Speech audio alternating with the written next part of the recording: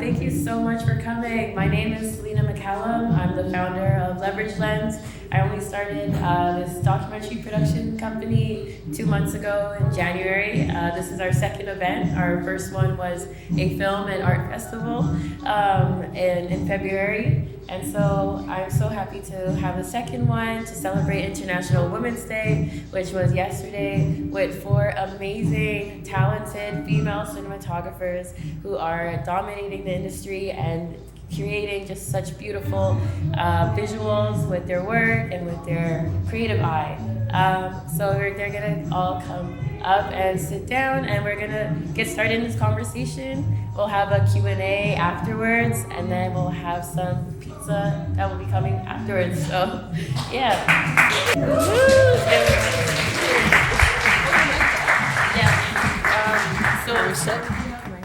Okay, this is amazing. Thanks everyone for your patience and for bearing with us. I'm going to now read out everyone's amazing bios and get to know everyone today here. Okay, so I'm going to start with Nicole Shapiro. I think they all stay on, so I might just have to put them down, but it's okay. So Nicole Shapiro is a cinematographer and video producer based in Toronto, Canada. Some of her achievements include DPing which means Director of Photography, for anyone who might not know, for an international campaign for Native Instruments, Toronto's PWHL, a national campaign for Bulk Barn, and a Bayview Village commercial. Her current focus lies within commercial and music video work and takes pride in bringing a female perspective to the creative table. These 2 titles allow her to exercise her creative and technical strengths behind the camera, as well as organizational strengths to build cohesive teams and create positive environments for crew to work in. That's Nicole Shapiro.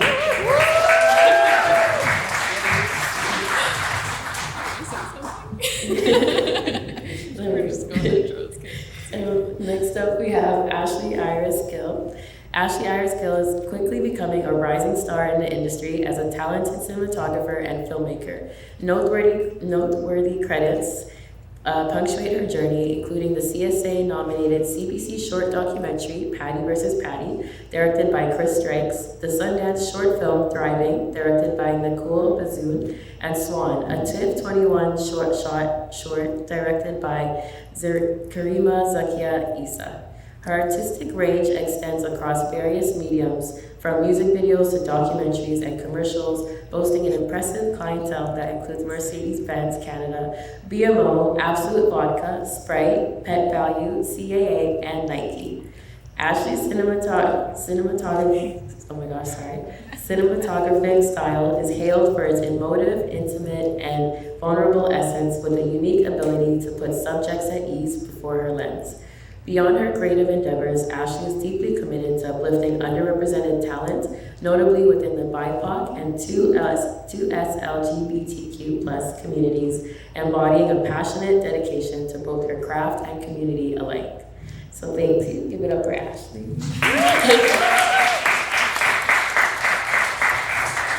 We got 2 more, Kylie Templeton.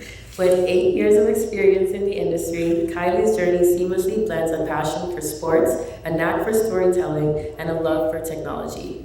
Over the years, she has honed her skills by immersing herself in diverse projects such as branded or corporate shoots, but in particularly in the realms of sports and documentary filmmaking. Whether on the sidelines of a thrilling game or in the heart of an unfolding real-life narrative, she has carefully crafted emotion through a lens to encapsulate special moments forever.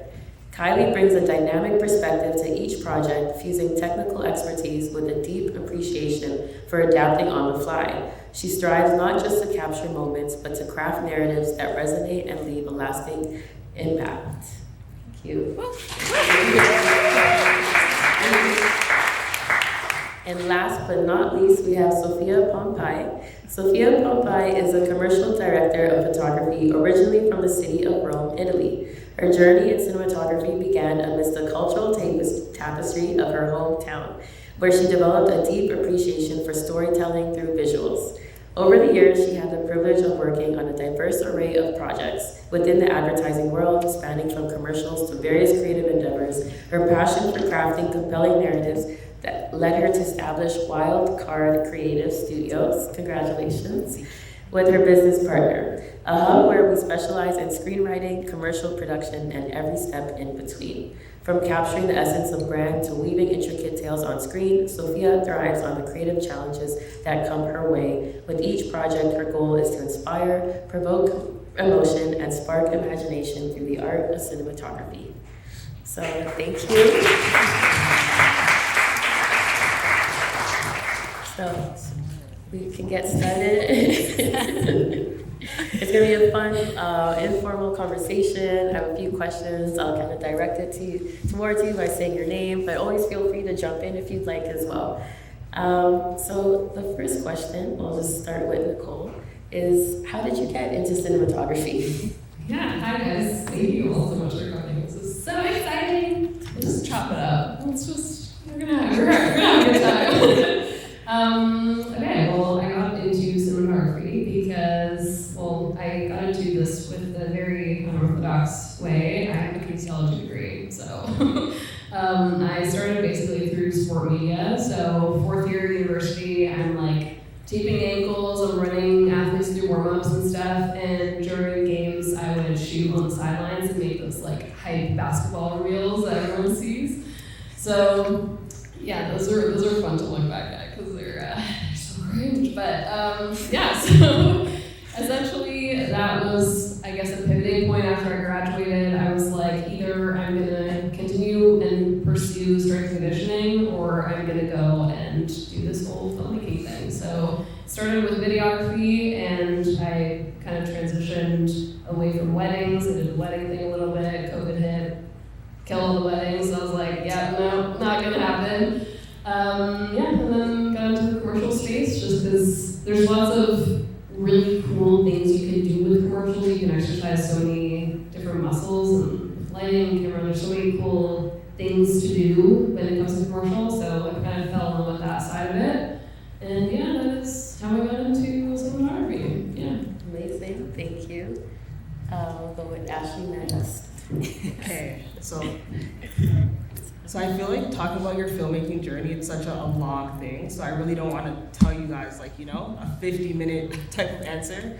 But yeah, so when I was younger, I was really interested in like writing was my first love. And I think like my big issue was like trying to bridge the gap between like what I was writing and what people could see. Because like if all of you guys read the same book, however you guys envision each character would be like different.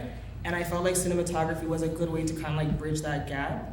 And I was also really intrigued with directing as well, and I was kind of like balancing the two. I'm like, okay, do I want to focus on directing or do I want to focus on cinematography? And I felt like cinematography was a lot technically harder in my personal opinion, so it felt like the right thing to do to master the harder thing first, and then I can pivot back to directing whenever I wanted. So kind of took that route and I fell in love with it, and yeah, I haven't really looked back. Nice. Amazing, thank you. And then before we go on to both of you, I just want to take a pause to see how many people in the crowd are aspiring cinematographers or cinematographers already. Okay, awesome. Hey, so awesome. Okay, that's great to know. Thanks. So make sure to hold your questions till the end as well, because we'll definitely be doing the Q&A afterwards. So. And Kylie, how did you get into cinematography? Yeah, I always. We can switch. Yeah, I always kind of had just like a love for technology. I remember in elementary school, I'd actually have teachers coming up to me being like, "Hey, can you put a slideshow together for me? Because we don't know how." And I'm like, "Yeah, sure." And then in my spare time, I would actually rip off YouTube videos and make my own edits. So I guess in 2004 the GoPro was released, kind of dating myself, but I bought one, and I would kind of just put it in front of my family's and friends' faces all the time on weekends, and I would edit together a video literally like a couple days later, and I just consecutively just kept doing that for weeks on end. But yeah, I guess I didn't really know that like a hobby like that could kind of turn into something different until I got into college. So in my sports broadcasting class, I actually had a professor come up to me and be like, hey, we notice you're passionate about it and we notice that you have a talent with it. You can actually do this as a career. So that kind of turned into me looking up internships, and MLSU is my top one because they have so many sports teams. And I stuck with broadcast for a while, but then I'm like, I just want to be more cinematic with my approach and how I approach things and how people see things through my lens. So then I kind of veered off into more of the cinema stuff. So yeah. Amazing. Well, thanks everyone to be here. I'm Sofia Bombay. As you guys know, I come from Rome, Italy. My journey as a filmmaker actually started approximately 8 years ago when I packed my bags from Rome and I had $500 to my name, and I came to a country that had plenty of possibilities. As a woman in film, I had the opportunity of going to George Brown College for their film program, and truly was the best thing I've ever done for myself. I worked 2 jobs, paid every single cent that I had to my name to finish that education, and graduated with honors, and I got introduced to the filmmaking world. And surprise, surprise, this industry is not like a general job. It's not, you don't graduate from school and you just get a job. Unfortunately, it's not how it works. And I feel very, very grateful that I got to learn that right away, and you have to go get it. So anyone that wants to start their cinematography journey, take your time. You know, Rome wasn't built in a day, so take your time, and it's gonna happen. Thank you. Okay, awesome, this is working. Okay. So I'm going to go over to you, Kylie. What do you love about storytelling, especially in sports? If you can speak to some of those moments that you've captured for MLSE. All the mics. I just love being able to capture emotion with a lens, and I'm able to be in rooms with these athletes, and the fun thing about sports is they're already passionate about their favorite teams and they want to learn more, and it's just knowing that athletes can trust me to be around them and tell the story that they want me to tell, whether that's struggles, their daily routines, their triumphs. Just being able to capture that as best as I can and how I see it unfold, that's probably the best about storytelling to me. Awesome. Thank you. And I will turn this. Thanks. We'll just share this mic. Yeah. Definitely in her show. Thank you. And then I'll flip over the question to Nicole. What do you love about storytelling and the stories that you've been able to share so far? So this question was on an email to all of us. We all know what these questions are, at least some of them, I don't know.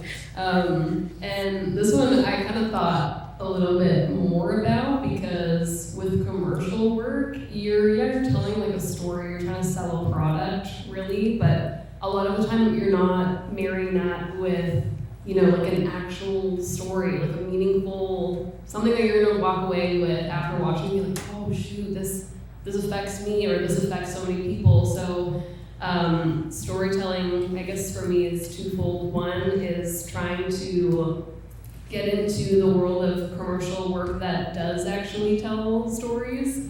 It's just a little bit more fulfilling, I think, that way, in terms of marrying certain companies with actual real stories that like matter and that are based within community. And then 2, storytelling comes through every single person's like lens or like eyes that are on set. So it's not just like the director that's telling the story, the scriptwriter. It's everyone on your team coming with their own perspective of how to actually tell this story in their own way. And to me, that's probably the coolest part. Like, if perfect examples, we just did like a super fun Bumble spec, and our gaffer Andre, he kind of flexes like lighting muscles in some of the scenes because he felt a certain way about it, and it's like a Galentine spec, like it's girly pops everywhere. You're like, like you wouldn't expect Andre to do this, but like he did, and so like that story would have been told slightly differently if somebody else, like literally anybody else, would have stepped in his shoes. So I think that's the coolest part, is like it's not just the script, like it's every piece to the bigger puzzle that I love. Thanks. Amazing, thank you. And I'll pass this question on to Ashley. So. Okay. Honestly, I think my favorite part about storytelling is probably being like the first audience to a moment. Like I feel like I do a lot of documentaries, and sometimes we'll do like an hour-long interview, and people only see like 2 or 3 minutes of it. So I think like that's definitely one thing. I just feel like I learned so much. Like people's different stories on different topics is like definitely something that like, yeah, is an amazing thing about storytelling. I found this question kind of hard because like there's so much things that you can say. Like I love like being able to like frame up. I love like lighting. I love like I love that like all the pieces that come up to storytelling, like the planning, the behind the scenes of it. Yeah, honestly, pretty much everything.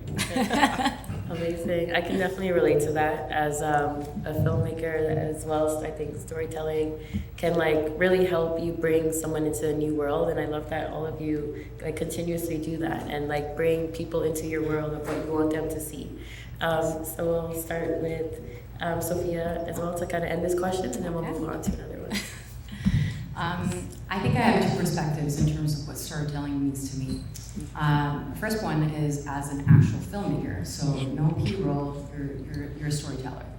And it's the emotional impact that you can give through one of the stories that you write, or you might not even have written it, you're just part of it. And obviously the whole process, so from ideation to execution. And then there's the cinematography part of as a storyteller that it's just my jam. It's what I breathe, which is framing, lighting, composition, which all is very important in the storytelling aspect. Amazing. And I'm gonna switch up the questions on Nicole now.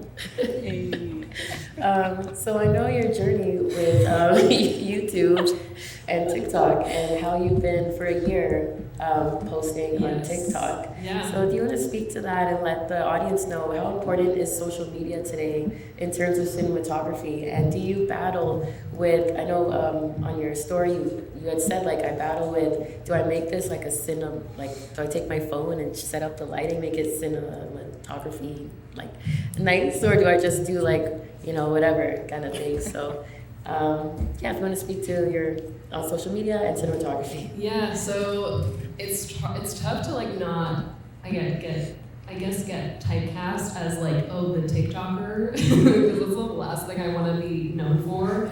So I don't actually, let me backtrack, because the issue of being typecast in that way is that there's such old mentality around filmmaking and the cinematography world that if you do both, you're not a real filmmaker. You're not you're not, all of your eggs are not in that one basket, so why would I take you seriously, you know? So that is one thing that I really try to, I guess, I try to avoid going that route, and so with TikTok, it's significantly helped a bunch of things. One, getting eyes on actual work that is like from a cinematography side. So 2, putting your face out there and actually showing like, hey, this is me and this is my work, and not just like putting the work out and leaving it and not explaining maybe like how you lit it, or there's all these questions that I usually get asked like in the comments of like, oh, what was it shot on? I'm like, classic, but those questions are coming from people who are genuinely interested, and I just think that the transparency of how things are being made is really awesome. Like, I love that education side. I don't think it's something you need to do in order to like pursue cinematography in terms of educating, but I think it's really important to show your face. Like, this is who I am. Like, I'm holding a camera, this is what I did, you know? And a lot of people recognize me from those posts, and I'm like random people come up to me or whatever, and I'm like, oh my God, this is crazy that I'm getting like recognized from it, you know? Like, that's not exactly what I thought was gonna happen. Honestly, I just started it because I wanted free stuff from brands. Real talk. So it's happening, which is great, but yeah, it's working in a really cool circle where if I'm making content and I'm explaining the work behind it, and people get to see behind the scenes of how we actually did it, how we're communicating on set and stuff, then it feeds into their want to work with us. So yeah. Thanks for asking that. That was a wild part. I didn't expect that one. No problem. No, it's good to know, especially because like when everyone can kind of capture video now, what video do you want to put out there that makes you stand out, or what are you saying with your videos in terms of like storytelling and kind of like meshing those two worlds together of being a social media influencer, but then also taking that professionally and having a team being on set and like crafting the image that you want people to see. So that's awesome. Yeah, the influencer word I always play with because I'm like, oh, I'm not an influencer. I want to be like a filmmaking educator. I like that title. Yeah. Because it's true. I just really want to educate on the filmmaking side, but I want to create a system for me that is like the least amount of friction. If I'm gonna have to set up my camera, set up my lights, mic myself up for every TikTok, like no, nothing's gonna fly. So I literally shoot everything on my phone. I find a window and I'm like, blah, blah, whatever to my camera. So yeah, just find, if you are interested in like creating content, just find the path of least resistance because there's so much to make. Like if I'm making one TikTok a day, like it's a lot of TikToks. So yeah, you just gotta find the path of least resistance. Yeah. Awesome. Yeah. Thank you for sharing your journey through that. Thanks. I'm going to bring it to Kylie now. And I want to know, what does representation mean to you in front of the camera and behind the camera, especially in sports where women also are not taken seriously in sport, as well as in the film world sometimes, although we're kind of paving the way, getting better. But what does representation mean to you? Yeah, I mean, it means a lot to me. I remember when I was a kid, my dad took me to a Leafs game, and I was probably like 12 at this point. And I noticed the female broadcast operator was ringside at the Leaf game. And my dad's like, you should go talk to her. Because I was like, that's the coolest thing, like I want to do that. So I got the courage to actually like go up and talk to her and be like, hey, thank you for being here. Because like, this is so inspiring and I want to do what you do one day.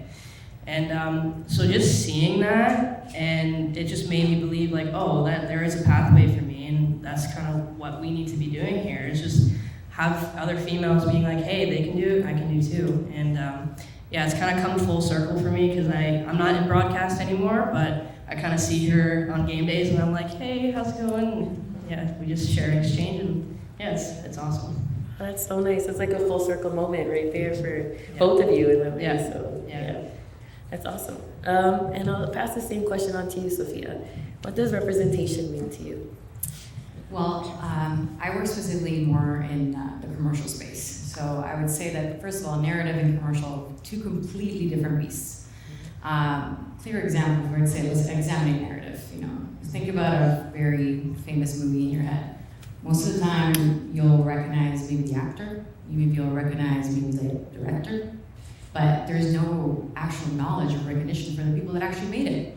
So that's number one problem. To my opinion, there's a huge gap in terms of that. The commercial space is a bit tricky.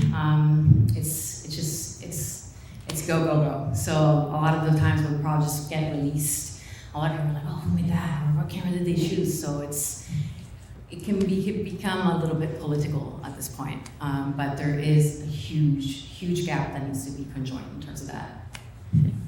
Thank you. That's awesome. And I do see, like, even with credits now, there's more of people on Instagram will list the whole entire credits of who did what.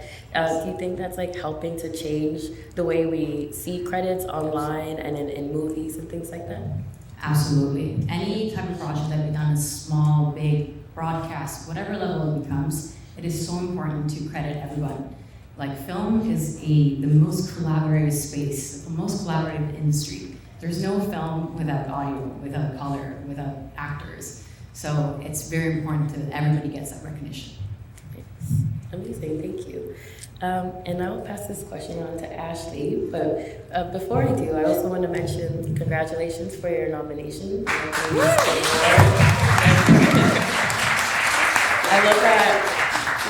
I love that I didn't finish that sentence, but people are already starting to clap. So that's so amazing, and I'm very happy for the support for you for that.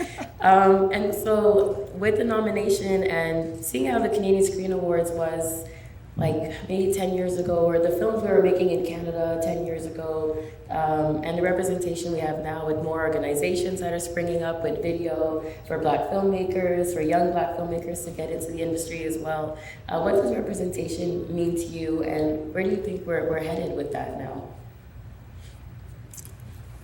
Such a loaded question.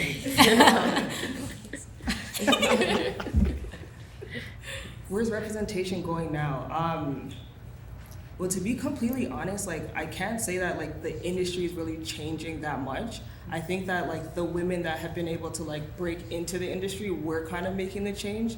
So for example, like all of us are DPs, so we're all like department heads. So we can hire our team. So it's like I can hire a female gaffer, I can hire a female first AC, I can hire a female KG, and that kind of is like slowly helping diversify things. And even within doing that, we're allowing like the male PMs to get to know like these female crew members and stuff like that. So I think like, yeah, the industry is changing by like the people in the industry that are trying to like make the change. And then I think too, like a lot of the men that I work with, they're also open to like more female crew members. I think before it was more so like, oh, are you sure they can do it? Or like, oh yeah, they can be a trainee. And I'm like, no, like they've keyed for me before, like let them key, you know? So I think we kind of have to just bully them a little bit, you know? But yeah, and I think it's super important because like, I think there's also like a safety aspect. Like I think just how it used to be a lot of men and it was kind of like the boys club and like boys will take care of boys. I think it's the same thing when there's like a lot of females on set. Like if I see someone making a mistake or something happens, like I'll be inclined to like give them a hand or help them out. And I think sometimes if it's like an all male set and just me, like I might not get that same grace or that same like helping hand. Yeah. I love that scenario of like opening the door, leaving doors open for others to come through, and like kind of being that person to inspire other women to be in it, and then let them know like if you're making a mistake, this is how you do it, and so next time they'll be like amazing and go on to do other great work and stuff. So I love that. Thank you for sharing. Because like we're also all learning, like filmmaking, like you never stop learning. Like there's new technology, there's new tricks. Like every single job, we're like, oh, next time I'm gonna do this. Next time I'm gonna do this. So you keep learning from yourself. And then I think another thing too that kind of helps representation. Like anytime I can't do a job or I have to decline one, I'll always like offer up to like another like female person. So I'm like, oh, like I'm unavailable, but like reach out to this person. Or like I'll tell my agent like, hey, I can't do it, but like see if so and so is available. Versus them going to like the go-to like a male person, like you know what I mean? So yeah. No offense, but like just diversify. Yes. No, I love that. And that's great. And that's like also just like helping other like female DPs like get hired and continue this work. And I think actually that leads me to my next question, where we'll start with Nicole for this one. In the world of art, no matter what it is, cinematography, photography, it can be unstable sometimes. What is your advice for what is your advice? Sorry, I'm sick, by the way, guys, so I apologize for my very like annoying voice right now. But what is your advice for getting into the arts and dealing with when times are really slow and you're not getting the calls or the emails or bookings are far in between? How do you cope with that? Yeah, so thank goodness I have the TikTok side, to be honest. Like, I think diversifying your skill set is the coolest and most financially intelligent thing that you could probably do in this industry. Because if you are only a second AC, you should probably be in the union. Like you will get consistent work if you're a second AC. But if you are an independent second AC, from my personal experience, I don't know how you would do it. Like that's commendable, but also very scary. Because you have a crazy flux of work coming in. Like summers for us are super crazy. Kylie's like chilling in the summer. She's super busy in the winter. So it's like you have different niches that are busy during different times, and then if you are in a certain niche and you're not that busy, like what do you do? So there's a lot of time, there's the B word, burnout, that is like a very scary topic to talk about, but when you get into your really busy seasons, you can sometimes overcommit, and then when you get into the low seasons, mentally you're like, what am I doing with my life? Like, should I be here, And so you start questioning with your workflow, like, why am I not getting reached out to? So in order to diversify your skill set, if I am not only a cinematographer, I'm going to start producing. I'm going to start doing stuff that I can put my hand in multiple buckets to stay afloat, because I am independent, I have my own production company, and that way I am sort of trying to like remain stable. Like I'm trying to create that stability on my own. But yeah, all of us can probably attest to that. Like it's crazy. Like it can be so chaotic. You can have literally, Kylie, you were just saying, like I shot like 3 times in a day last week, and then, you know, some weeks you're just like, well, I guess I could brainstorm on like my mood boards now, you know, your personal projects. So that's kind of the time that you can take as well. I mean, if those jobs are well paying, and which is great if they are, take that lull and take the downtime to like invest into your own projects. So yeah. Thank you. Thanks. I'll pass this question on to Kylie and how you cope with the slow times and the fast times. Yeah, it took me a lot of learning. I think the pandemic was a real advocate for making me slow down. And thankfully I met a partner at the time who was like, I like my weekends. And I'm like, good, I film all weekends, so deal with that for a bit. Yeah, I was kind of just go for a lot of the time.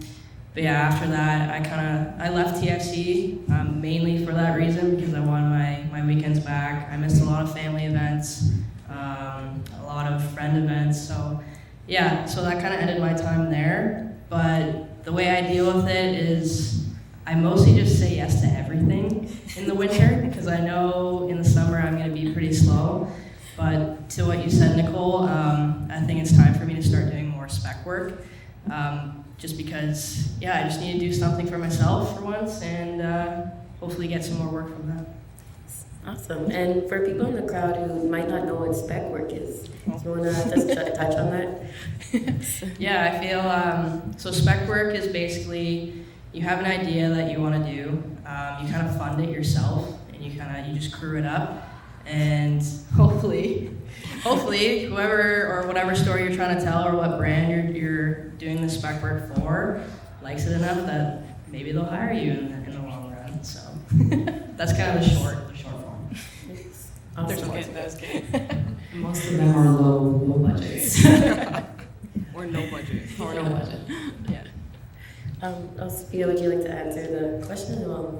Sure. I think that all the ladies said it best in terms of this is not a regular job, not a regular industry. So there's going to be months where you're literally shooting every single weekend and you're close to burnout. But then there's some times where you'll be a month without maybe doing a lot of work. So that time for you is, yes, to relax and reset, but also get out there, start pitching, start collecting people's emails, start reaching out to whatever EP you know in the industry, reach them out, offer your job. And that's what you can do in terms of being able to fill in those gaps. Thank you. Awesome. And I'm going to pass on the next question to Ashley. Who is a woman in your life that made an impact on your life? Okay, so that was also one of the questions we got in the email. And for me, I found that to be probably the hardest question, just because I'm affected by so many women in my life. And then I feel like if I was to answer that, I would be leaving out a bunch. But I guess in this case, I have to just shout out my mom. Cause that's it's my bestie. She's definitely taught me a lot about work ethic, never giving up, just persevering. And she honestly, she has the most nicest affirmations, mental health on and popping. So anytime I go through anything, I can always just talk to her about it. She's not in the art world, she's in the hair world, but she still understands we go through similar things across our industries. So I definitely say my mom for sure. Awesome. Shout out to moms, any moms in the Hey. great. And Nicole, who's a woman in your life that inspires you? Well, I have to say my mom. Probably a disservice. Yeah, so 2 people come to mind. Because I started in the sports world, this actually is someone who isn't in the cinematography space, but I don't know if any of you guys know Athena. Any hands? Yeah, nobody. Crazy. That's okay. She is a NBA photographer, and when I was shooting basketball, I remember seeing Athena on the sideline. She's this like blonde girl, just like dual cameras, you know, just, and I was like, what? She's shooting these like 7-foot sick. Like, I want to do that. And so that's like a perfect example of how, if it was, I genuinely don't know if it wasn't for her that I would be here, because she really was like, she was an example of what it looks like to work in the industry. I was like, oh, okay, like, if she can do it, I can probably do it too. So that's one person. And my second person is actually Kylie. Oh, It's so cute, like full circle moment that we're here. But I literally, when we were back there, I like scrolled through our Instagram DMs because I was like, how did we meet? And I actually DM'd Kylie in 2021 because I saw her with like a Alexa Mini. I don't know what your holding was, whatever it was big. And I was like, oh, she means business. And she was probably doing something within sport too. She's obviously in the sport world too. So I saw a lot of me and her, and I was like, if she can do it, I can probably do it too. So I messaged her and I was like, hey, like I genuinely was like, I said something along the lines of, it's really inspiring to see a female hold that shit. Like, that's heavy stuff. And I just ergonomically, physically didn't know if I could do it. But here we are, so love you. But yeah, those are my two people. that is so sweet. I'm so glad to have both of you on the panel today. I love full circle moments, my favorite moment, literally. And I think I want to also just let the crowd know, like, yeah, these are huge cameras that you guys are operating, and they come with a lot of weight. I've tried to carry them on some occasions, and I can never fully like lift it past my knees. So, you know what you guys are doing is like, it's not, I don't want to say it's incredible, like it's not impossible or anything like that, but it is very inspiring, and it shows that like women can lift like 20 kilogram cameras and, you know, and operate them in ways that like not many people can.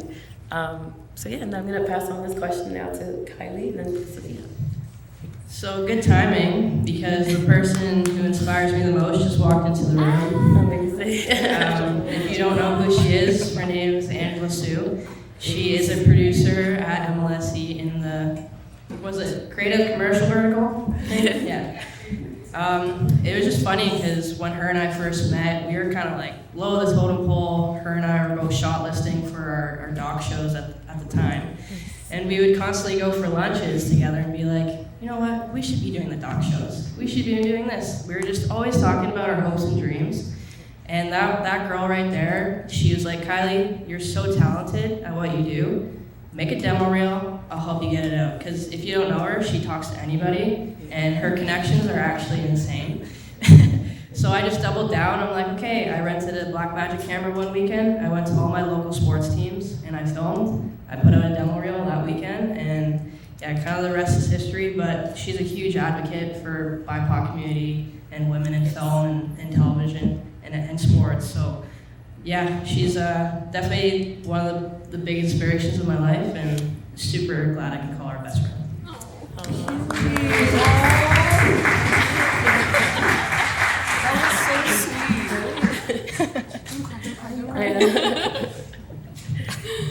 And Sophia, who's a woman that inspires you?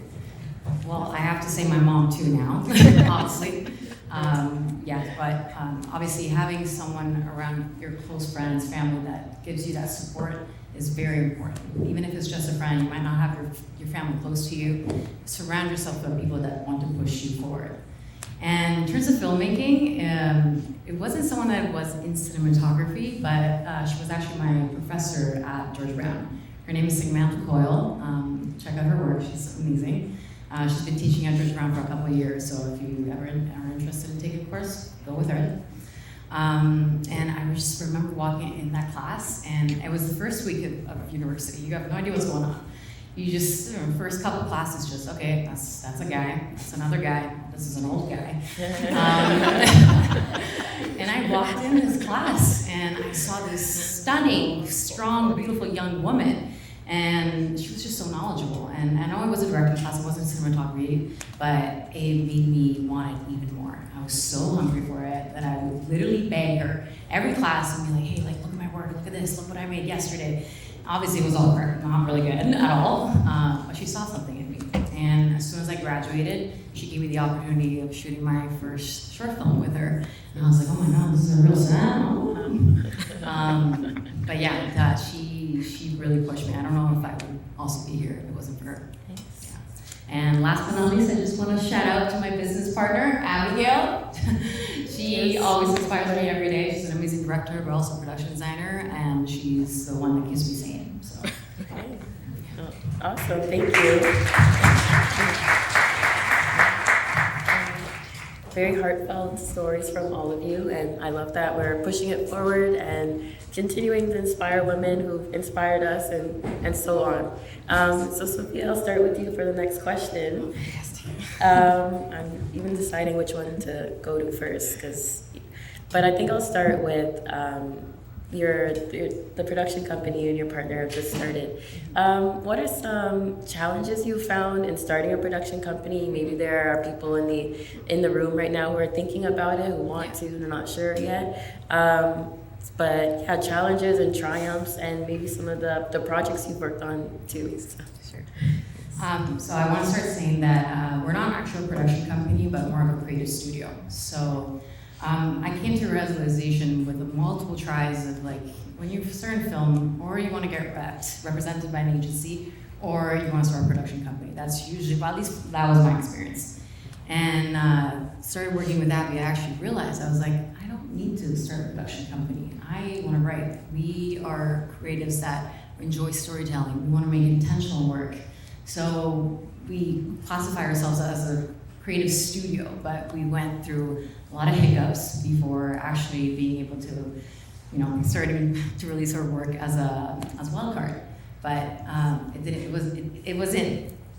take a day. Let's just say that. It took a lot of multiple tries, and finally now, a couple months, we're starting to finally get recognized. So.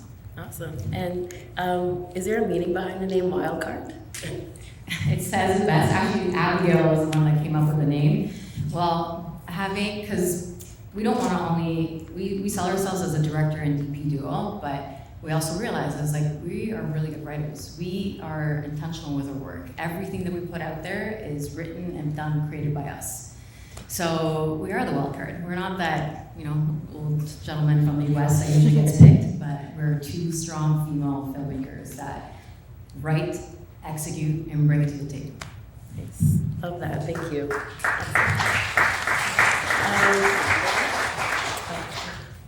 And I'll jump to Ashley now. What is the project you are most proud of? Okay, that was also on the list. But this one was a little bit hard because I guess it's not even a project right now that's like really public facing.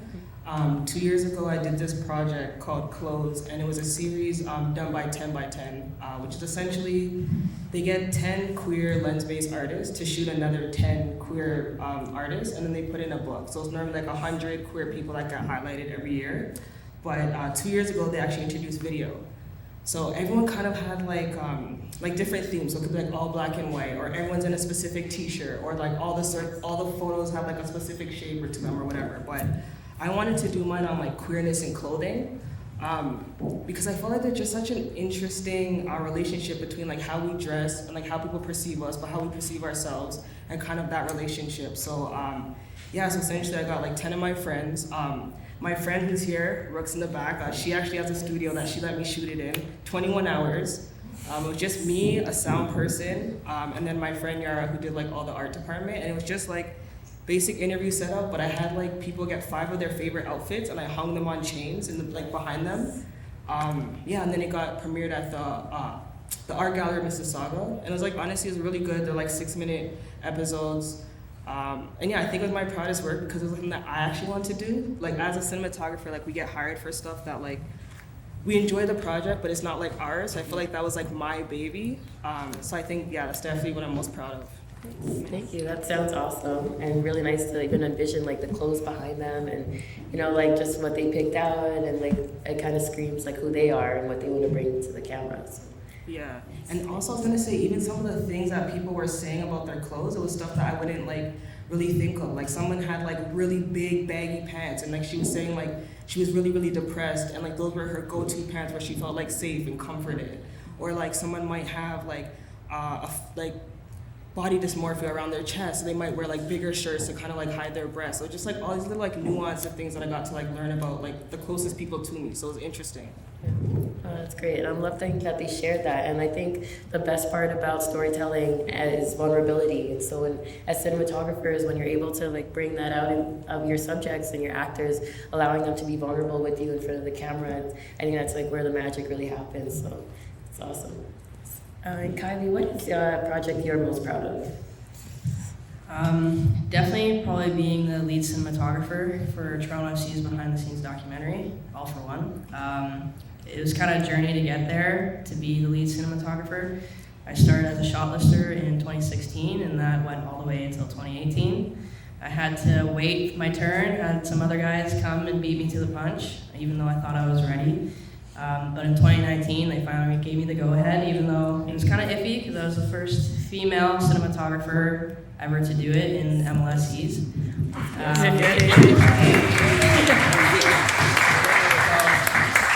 Yeah, it took a bit to get everyone's heads wrapped around it because, there is locker room access, but it was something that was fulfilling to me, and I would even have fans coming up to me during games being like, thank you for what you do, I love your stories, I love the way you capture it.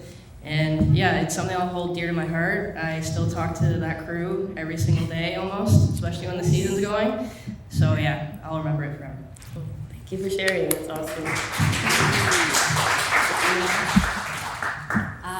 My personal favorite project because of all the whole experience of it, was actually a spec project that I released 2 months ago. Little backstory, I wrote it 6 months ago, and it was about hyperstimulation from sound. In terms of like, you go to certain places, maybe it's a mall, and there's chaos. You just want to put your headphones in and just leave. So I wanted to write something intentional. I wanted to write something that I get affected from every day. And I pitched it to my business partner at the time, Abigail, and I was like, listen, I want to DP it. I don't want to direct it, I just want to write it, and let's bring it to life.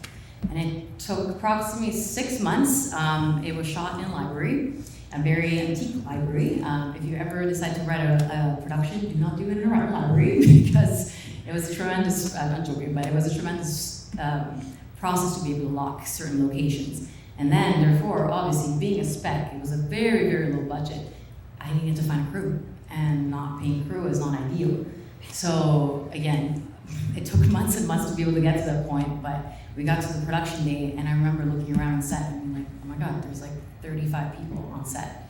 And shout out to my friend Talia here, the amazing Steadicam op. But because of all these people that believed in that vision, we were able to create that project. And it's one of the ones that I'm most proud of. And yeah, hopefully maybe you'll see it tonight on screens. But yeah, I'll carry that project for the rest of my life in my heart. Awesome, thank you. And we will end with Nicole answering this question before we go into Q&As. So start to have your questions ready. So yeah. Yeah, I guess the question is the most project you're most proud of. Most proud of, yeah. I am definitely the most proud of. It's again not out yet, but it is the media day for the PWHL, and that was the coolest thing.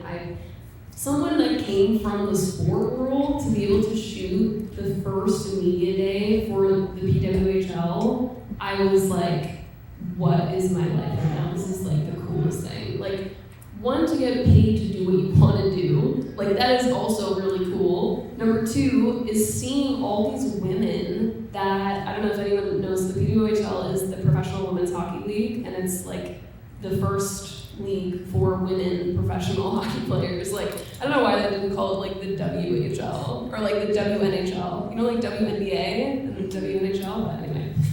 So, I Yeah, that was the coolest thing because all of these athletes are Olympians. They're so talented, and so many of them were like, oh my god, we're doing a media day? Like, this room looks so well lit, and it looks beautiful, and like all these cool cameras, and like it was their first time experiencing this much media. And like for women in sport to get those crazy cool media days are so rare. So I was just like so incredibly grateful and humbled to even like have a shot at that. Shout out to Juan, who's the creative director, and Jess is here. She was also part of it. Yeah, just what a phenomenal experience, honestly. I'm so excited for it to get released, and hopefully we get to see it on the Jumbotron or something. That was so cool. But yeah, anyway, that is my favorite for sure. Oh, that's amazing. Thank you. Yeah. I love that synergy too, because it's like bringing more women into film and then more women into sport. There's a lot of movement right now for both happening, and pushing that forward. So I think it's like just coming together really nicely in that way. Yeah, and I'll say one thing too. There's definitely a time and place to hire for certain stories, and so the PWHL, such a tongue twister, like just right, like I don't know. WNHL, it just makes more sense.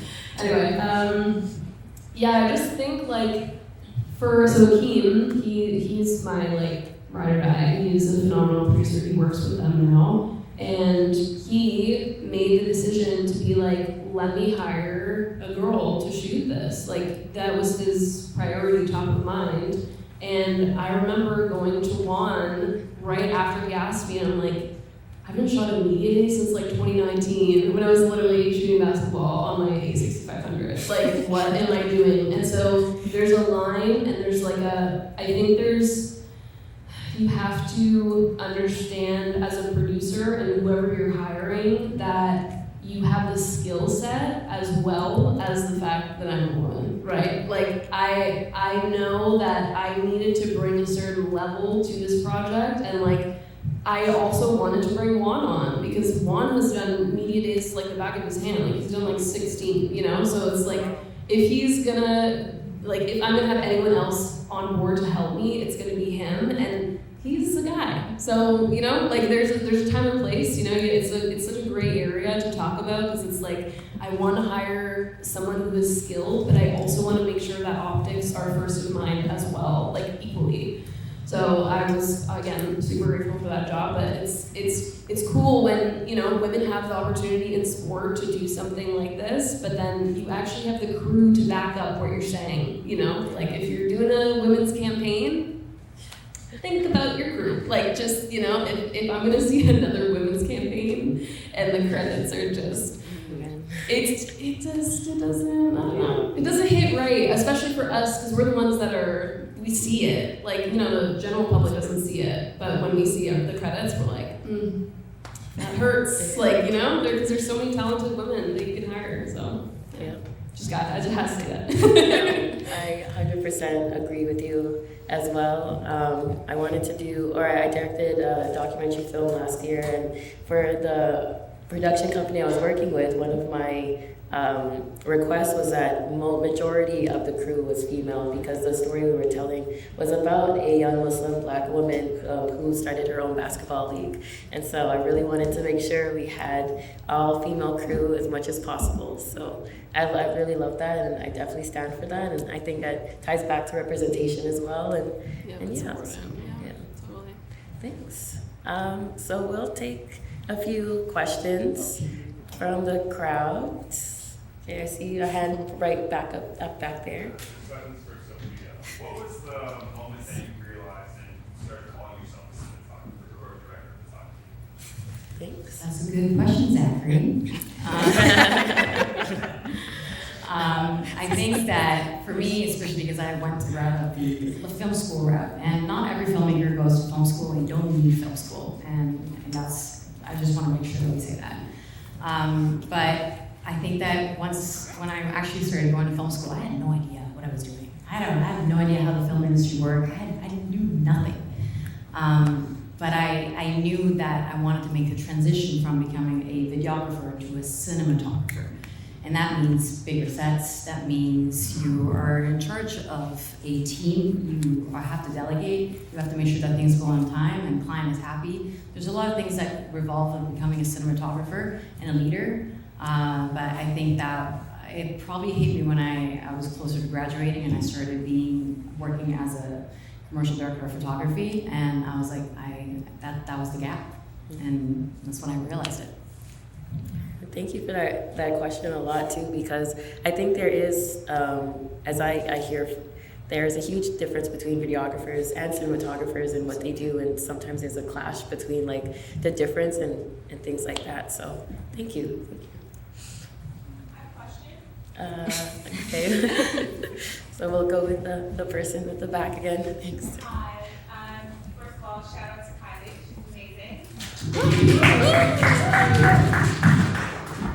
As most of you talked about diversity and inclusion, and knowing where each of you are at the stage of your career, how intentional and purposeful are you in terms of setting the elevator down? Love That's that. a great question.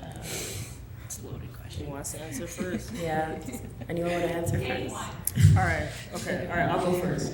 I guess I kind of touched on it earlier, like it is very, very important to me, and I always make sure that I prioritize like hiring people of color, women, LGBT, but I felt like a couple of years ago, I used to like look for those specific people to fill certain roles, but I feel like naturally my circle kind of became that, so it's like the talented people around me are that. It wasn't like, I'm looking for women for this thing, it's just like, the talented person that I want is just a female. You know what I mean? So I feel like, yeah, it's super important. Like honestly, it's like we kind of have to help ourselves before we expect others. Like we can't just be like, oh, there's not enough female, like men hire us. It's more so like we also can hire people. Like my gaffer picks their best as well. Like it's like I might hire one person, but they also can hire other people. So I think, yeah, I definitely try to send the elevator down as much as I can.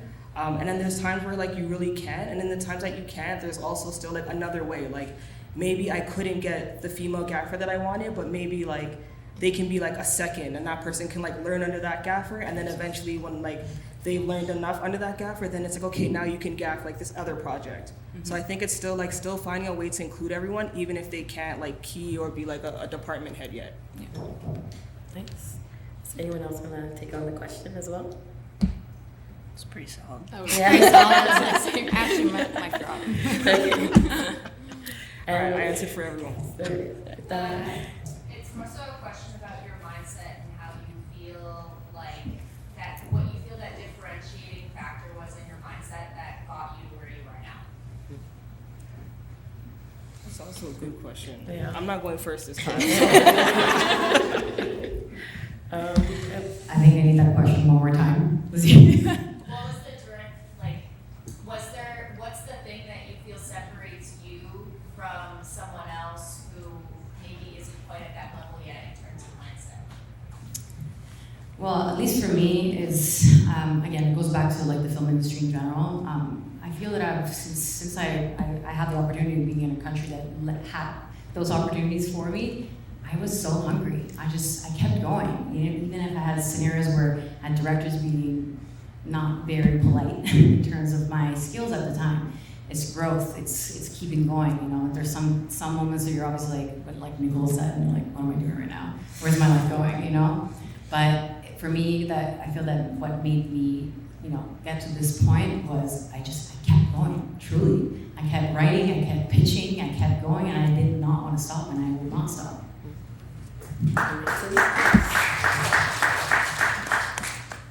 Anyone else would like to answer the question? Okay, I'll add something to that. Okay, I think for me, just giving myself like a lot of grace. Like I know some people went like the film school route, like I didn't go the film school route. So I feel like because of that, I'm kind of like teaching myself. So it's kind of like failing forward, like making certain mistakes and like not making the same ones. And I think honestly, yeah, just giving myself grace, being like, you're gonna make mistakes, everyone's gonna make mistakes, but just like keep making less of like the same ones. And just like, honestly, being motivated by like your why. Like I know people say that all the time, but for me, it's like, I want financial freedom. Like I want to retire my mom. So I think about all those things and I don't like listen to like the little people, because there's gonna be people that are gonna say things or try to bring you down, but I'm like, well, your words are gonna get my mom a house or make my mom not get her house, you know? So yeah, just grace and just like keep going. Love that. I also didn't come from the film school background, so I feel like the mindset or that motivation or the drive is very much, I just spent 4 years getting a kinesiology degree. Like, I need to catch up. So it was like, I think there's like a fire there of feeling, not feeling behind, but like, oh my God, there's so much to learn. And mindset-wise, when you feel that way, sometimes it can feel like this huge mountain, and you're like, oh my God, there's so much to know, and I don't know any of it. What I'm like, there's a huge hill to climb. And so you can either look at that in fear, or you can look at that and be like, this is gonna be a wild ride. This is gonna be so exciting. So it's just continuously like being grateful for that.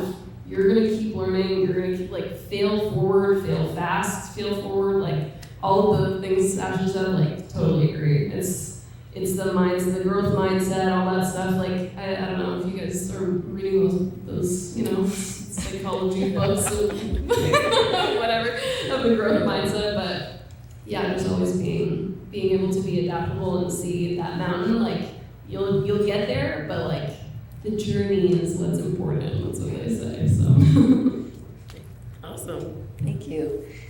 Is there a question here? And then okay. All right. Sorry. Yes. So during the beginning, you mentioned that you were tech savvy. So to what extent does technology play? To what extent does it impact your work? That's a good question. I think it just means like learning all the new technology that keeps coming out. Like every couple months there's a new camera with new features that we should probably be knowing about, or how much we can push dynamic range and all that. But for me, yeah, it's just I keep learning. Like AI is a huge thing that's coming out, and I think that's gonna have a huge impact on our industry. And so I'm trying to learn more about it and how we can integrate it and not have it work against us. But I would just say I'm just constantly learning and seeing what else is out there. Thanks. I saw your hand. Go. Hi. Not to bring things down, but the reality being that this is still, unfortunately, such a male-dominated industry. My question is, what's the biggest challenge or conflict you've experienced in occupying or carving out your spaces, and how did you overcome it? Yo, you guys are really hitting us today with this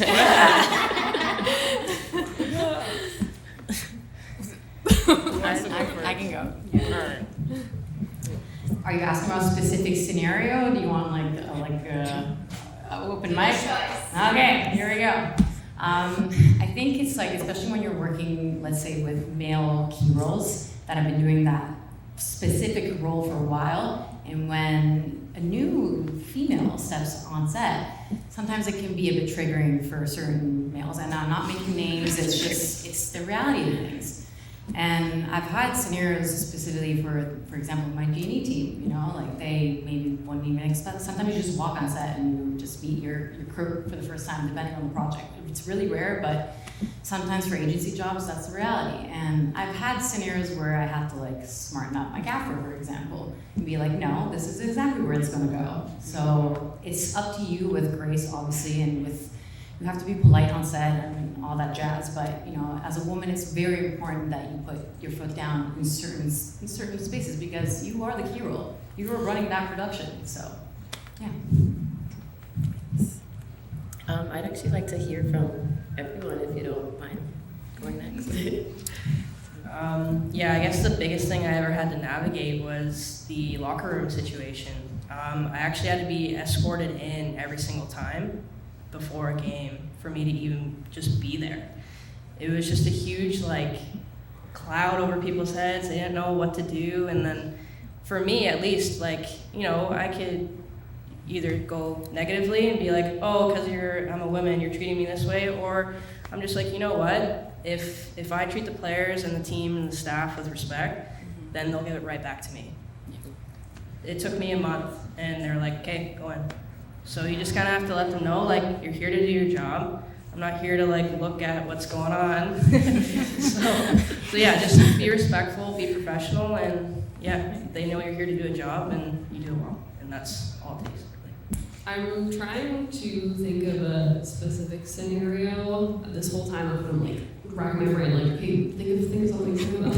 I don't know. But I'll actually put myself in the like villain seat, because there is a scenario where I think this was like 2020 something like that. It was years ago, and I remember I was producing for TEDx. And it was like, talking heads, it was a long day, whatever, and I hired all my crew. It was a great day. It was like 2 hours in, and I look around and I'm like, oh, I'm the only girl here, and I did the hiring. So I was like, oh, I guess I should probably start thinking about that. So, but at the same time, like I noticed 2 hours in, like it wasn't like a huge, oh my God, I'm hiring the people that you always work with, that you trust, right? So because there's not a lot of us, I guess the pool of people that you would pick from that are women is obviously smaller, and so my go-to people were guys, and they're still like my best friends. They're great people. I've had honestly really great experiences. I wouldn't be here today without like the support of men, because those are the people in the decision-making chairs most of the time. So that was a turning point for me when I looked internally and was like, okay, if I'm going to be in this producer position and hire people, I will have that top of mind for next time. And I really try to do that, but in the same like fashion that Ashley was saying, where the people you surround yourself with just happen to be talented. They're there, so it's very much about that crew and that social circle that you're in. And if it wasn't for that moment, there probably would be something along the line that would have checked me. I would have had to consciously, start actually hiring women. And I think that goes to show that talent and skill set is, again, important. I want to stress that, but optics are so equally important, because when we all saw someone that was higher up and we were like, oh my God, she can do it, like that helps so much, the visibility of just seeing someone in that role. It's like, wow, like you feel included, you feel inspired to actually do the thing that they're doing. So yeah, that's I guess it's not like a horrible story, but like, yeah. Check yourself. I checked myself, so yeah, if we're in that position to hire, it's like, we gotta take responsibility for that. Yeah. No, that's awesome. And like, I think that also goes to show, like, you had to kind of pause and look at the crew you're hiring and see like, okay, something has to change. And I think that's where like we're at a time now where a lot of people in these higher up positions are realizing like something has to change. I have to see something new. I want to bring more people and highlight them differently, or let those people highlight themselves. So I think that's an awesome like reflection to have. And also sorry to hear about like that story, because that's just crazy to me. I know. Yeah, crazy to me. But okay. We have 3 more questions. I just want to do a time check. How's everyone feeling? Everyone's good. We have refreshments. I think is here. So as soon as the Q&A is over, there'll be drinks at the back, and then yeah, I'll let you guys. I won't hold you guys hostage. So I'll go over here. The gentleman over here. Yes. 2 questions. Somewhat rolling off from the barriers. There's usually some advancements that are starting to happen. There are a bit more focused on female identifying. Like for example, they started making female easy rigs, female Uber rigs. You can also just even introducing ethnicity coordinators as a barrier for a lot of the very awful things that have happened in the past. Let's say, what might be something that people don't necessarily notice, but is still kind of a barrier, but a barrier that is more oriented towards female non-binary. Easy rigs. If you know me and you know the value when you're yeah, oh my God. So, where do I begin?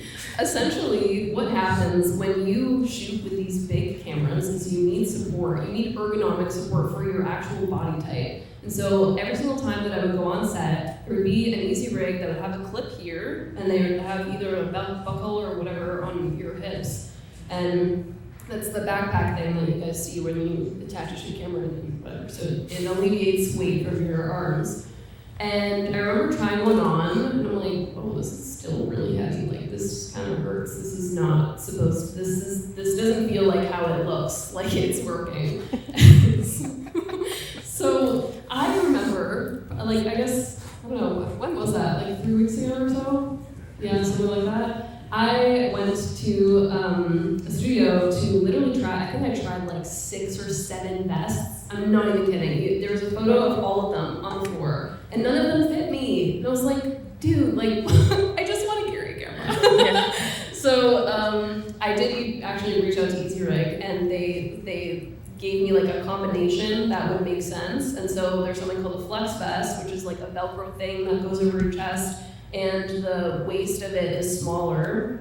And I was even thinking, like, aren't there guys that have smaller builds? Like, why is this not, like, it was very interesting. So in general, like, equipment sometimes is not built for everybody's body. Like, there's so many adjustments and customizations that you might have to make when you're, looking into specific gear. So I'm so glad you asked, because yeah, I'm literally going through that dilemma right now, and I'm hoping that with this configuration that Easy Rig recommended, that it does work, but it's a hurdle because rental houses don't have that combo easily accessible. I can't just be like, oh yeah, there was one, I went to a rental house, I won't say the name, but I went to a rental house. Yeah, I won't say. And I picked up an Easy Rig that was a smaller one, and it literally said Lady Rig in Sharpie on it. And I was like, yo, like, what? Not the lady rig. Yeah. Not the Lady Rig. It's a flex vest. Like, call it what it is. I don't know. But anyway. So it's just annoying because then now I have to go and call every rental house and see who has each part and build it together. Like, that's not accessible or fun. I don't want to do that. So I wish it was a little easier. That's a huge limitation right now. So yeah. Thank you for that question, and that's so true. I never even thought about the accessibility of it all, because our body types are different.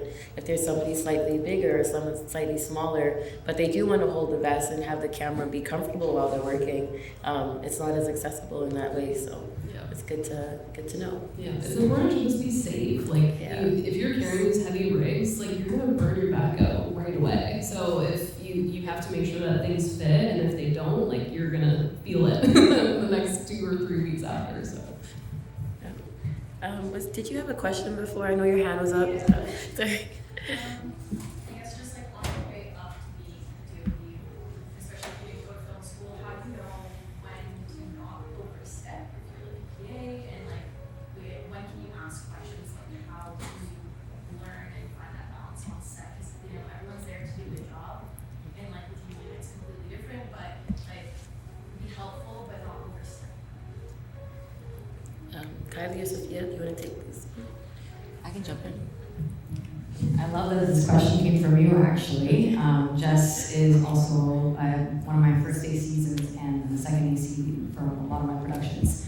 I will bring this back to you, actually, Jess. Like, when I think one of the first productions that we worked together, you were actually a PA or a camera trainee, something around those terms. I think obviously there's time and place for everything. Obviously if you see your, first AC or a DOP, building something dangerous, like cues that you're like, oh, maybe I shouldn't bother them right now. Obviously come pretty natural, but there's always time and place. Obviously cinematography. I can speak for myself. I love when people ask me questions because I was that person. I wish I could help, younger female filmmakers in general. To know what I wanted to know years ago when I first started. But I think sometimes I can speak, again, this is for myself, sometimes I'd rather hire someone that shows me that they really want it, they are attentive, like just even like last weekend, you're my right arm, you're always there, making sure that I was safe, and you're asking questions, we're talking about your future projects.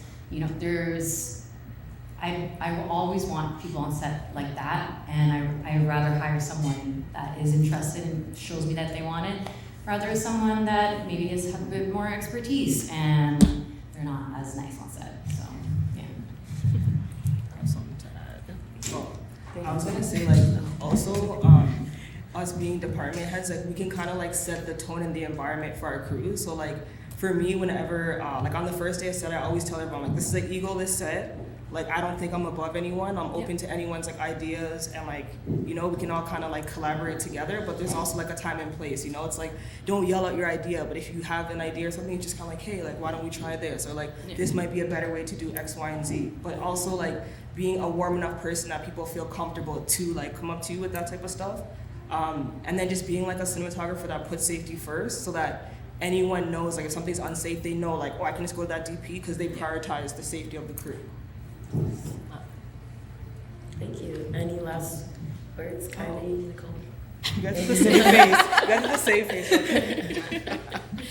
Okay. Waving okay, hand. we have a waving hand. So Okay. yeah, sorry. Don't just wave it. Sorry. That's funny. Is that anything you wish you knew when you first started? That I would be working 24/7. Like you think like, oh yeah, like I'm not gonna work a 9 to 5. I'm gonna work 24/7. That's exactly what it is, and it's because you're so passionate about it. And I don't know, all of us, like, we just work our butts off. Like, we're just always working, even if we're not physically at a computer, we're not physically holding a camera, we're thinking. Like, we're here, we're like, even when we were back there, we're like, oh, we could use some like softer feature back here. It's just like it's always you're always thinking about it, and it just shows like how passionate we all are about it. Like, we love what we do, so it's not a bad thing that we're working 24/7, but it's just something to be mindful. Like, you're gonna be obsessed with this because it's so much fun, but sometimes the obsession gets a lot, and you're like, oh my god, I need a break. I need to like live life. Like Kylie was saying before, like, I need my weekends, you know. So there's a balance, and when you're freelance and independent, you can control that. You are your own boss. Like, you can set your deadlines or your break time. Yeah. Thank you. Kylie, would you like to answer this next?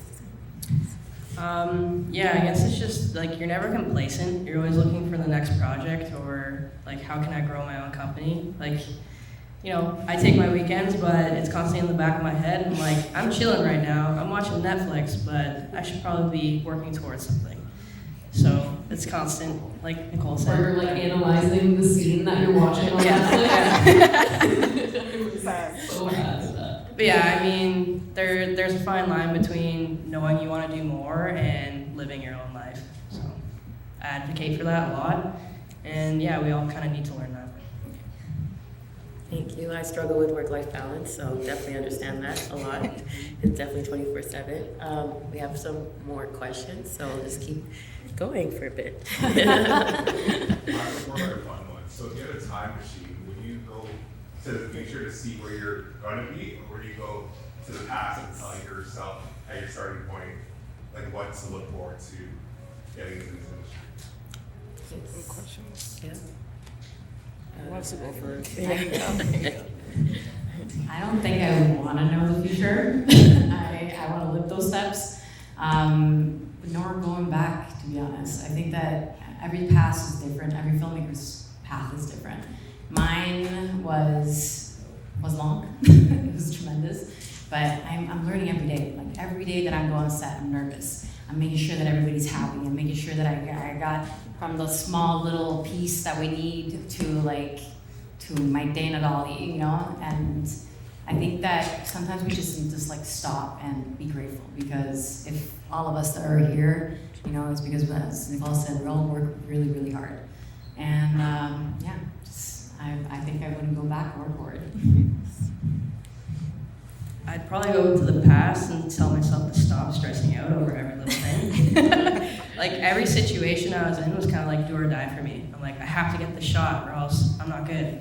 So I was like running from spot to spot, being like, I gotta get it, or they're gonna not hire me anymore. So yeah, I think I'd go to the past and just be like, calm down, like, just take a breath, you'll be fine. We all answering it? Okay. I think I'd probably go to the future just because I feel like I'm an accumulation of all my like past decisions, and I wouldn't really want to change like who I am or my foundation. Yeah. So I think I'd rather like look to the future and see like, you know, what's happening over there. I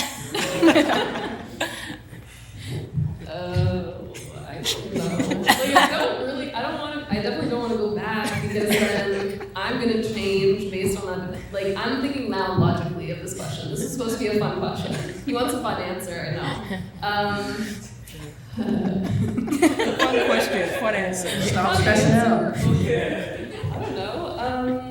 It would be, I think it's motivating to see what the future is going to look like. Like, ideally, it's something I like. Ideally, I'm going to see something that I'm going to keep striving for. But yeah, if I were to go to the past, though, same as Kylie, like, it's not that deep. Like, we're creating art. Like, you know, if tensions get high on set, it's like, for what? Like, we got to make our day, but, like, let's continue to create such a good and, like, flow, like a good flow and a good vibe to your sets, because yeah, it's just not that deep. That's what I would say to my past selves. It's not deep.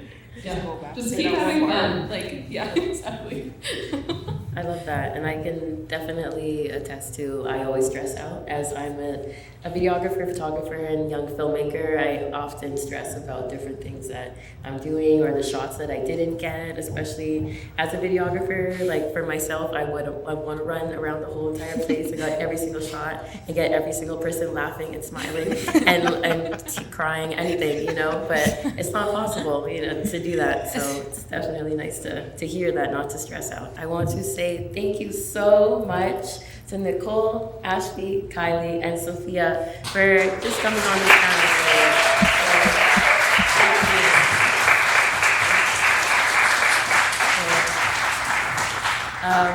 I think I had emailed everyone here in about January to mid-January, and wanted to ensure that they were free, because as they said, when they're booked and busy, it's 24/7, and I knew I had to go in early to make sure that they could not take any jobs. And so I really appreciate the time everyone took today to be here and to share everything that you're doing. It really means a lot to me as a very emerging filmmaker and myself, and director and writer, not cinematographer yet, but maybe who knows one day, you know. Thank you. I really appreciate everyone's time and attentiveness and asking such amazing questions. So thank you all, and I can't wait to see you again.